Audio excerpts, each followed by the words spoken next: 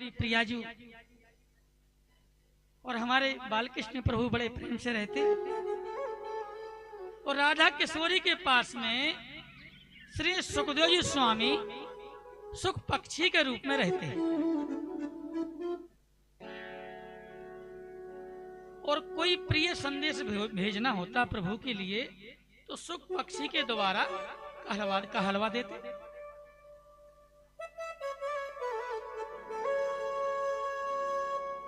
एक दिन माता किशोरी ने कहा, सुखदेव तो मृत्यु लोक में जाओ ना, और मृत्यु लोक में जाकर के वहां पर भागवत धर्म का प्रचार प्रसार करो ना।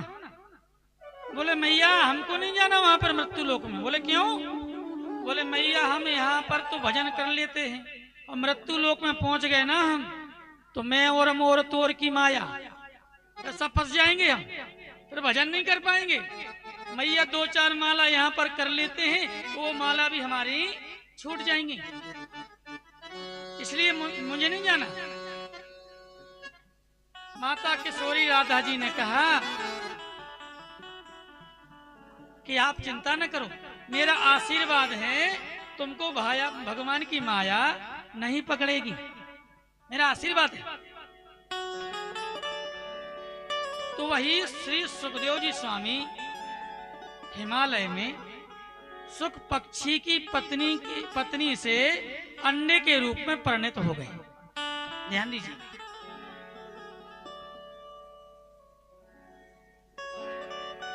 अब एक दिन बर्फीली हवा चली महाराज, तो सुख पक्षी और उसकी पत्नी दोनों उड़ करके भाग गए। तो अंडा अकेला रखा हुआ है। वो जब और जोर से हवा चली तो अंडा भी नीचे से गिर गया पेड़ से और फूट गया। और जब फूट गया तो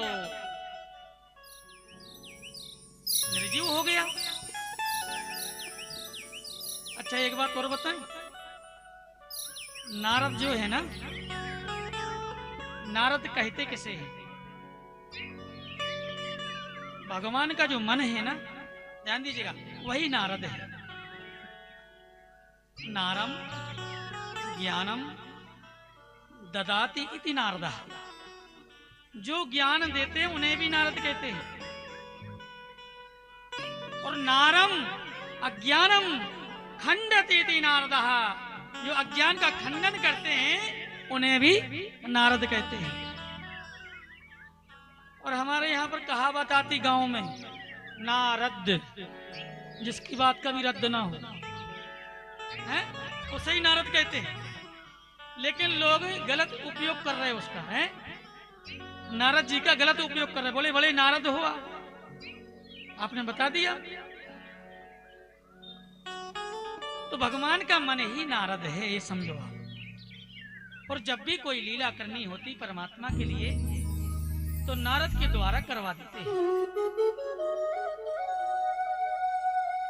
नारद जी ने मन में सोचा, देखो विनोदी संत हैं, इतने महान संत हैं कि कभी किसी का झगड़ा ना होता हो और एक बार नारद जी पहुंच जाएं, हाँ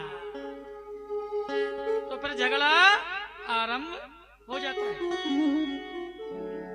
ऐसे प्रेमी संत है हमारे नारद जी।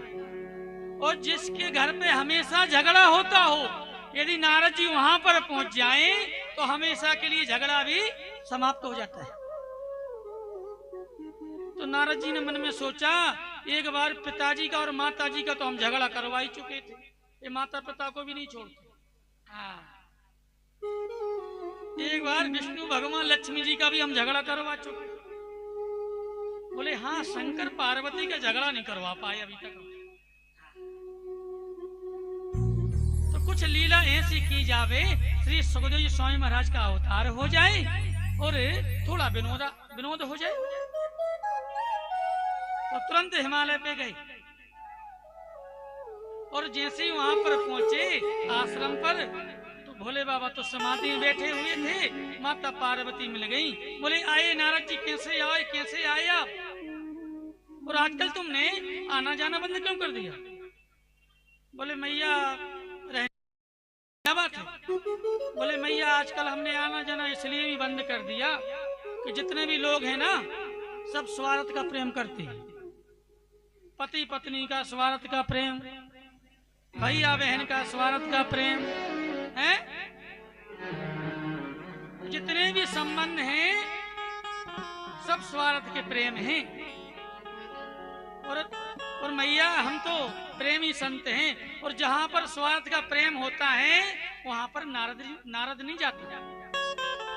माता पार्वती ने कहा, नारद मैं दुनिया की बात नहीं जानती, हमारे घर में तो इतना प्रेम है कि हमारे बाबा बोले, बाबा ध्यान करते हैं ना, और ध्यान में जो लीलाएं उनको दिखाई देती हैं कि आज राम जी की लीला ध्यान में दिखाई दी, आज कृष्ण की लीला, ये लीला हमने ध्यान में देखी, तो आकर के शाम को पूरी लीलाएं बता देते हैं।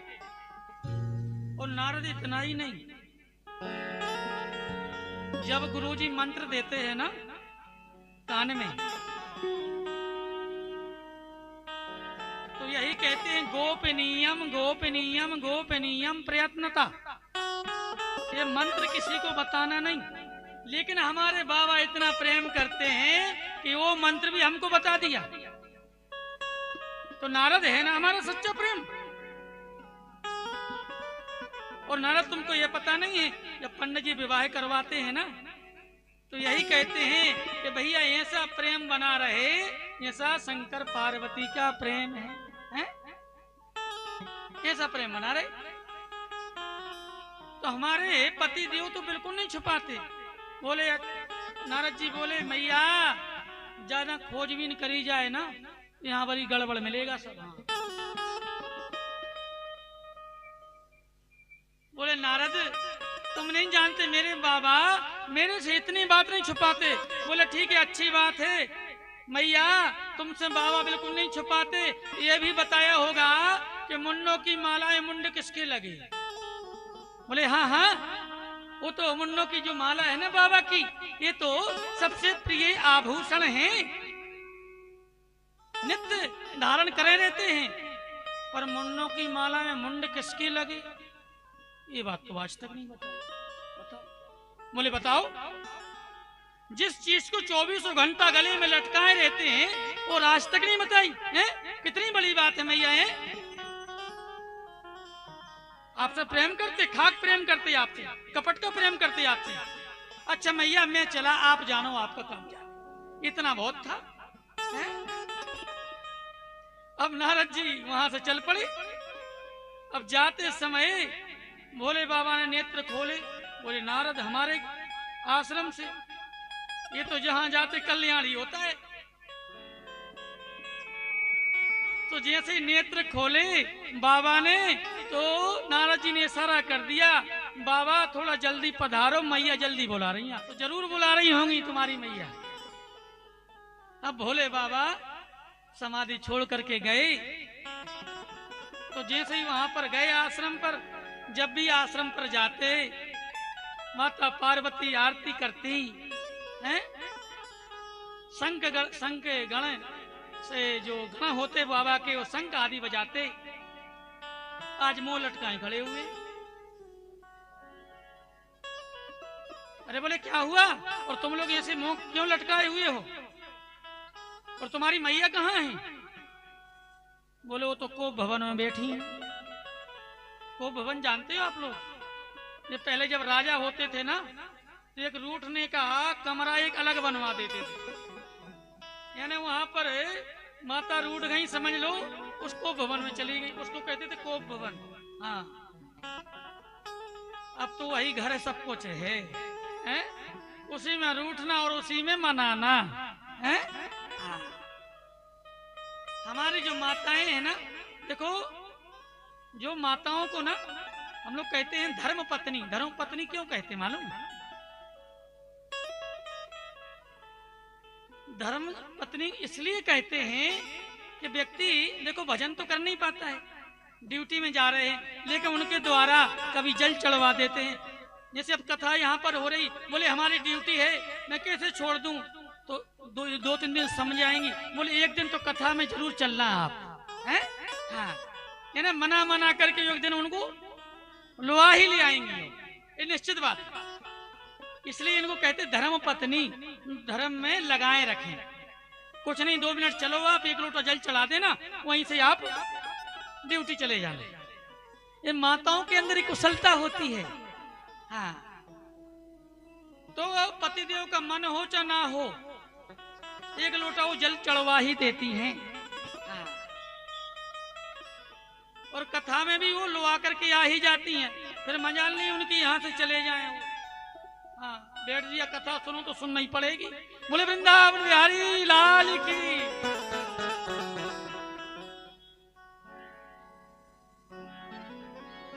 तो माता पार्वती को भवन में बैठी। अब भोले बाबा गए, जैसे ही भोले बाबा गए, अरे देवी, अरे ऐसी कैसी बैठी हो। आपको भवन में बैठने का भी तरीका अलग होता था। जो नवीन वस्त्र थे ना उसको उतार देते थे और मलिन वस्त्रों को, पुराने वस्त्रों को पहन लेते थे। तो यहाँ जाकर के बोले, अरे मैया, अरे देवी ऐसे कैसे बैठी हो आप, क्या हो गया।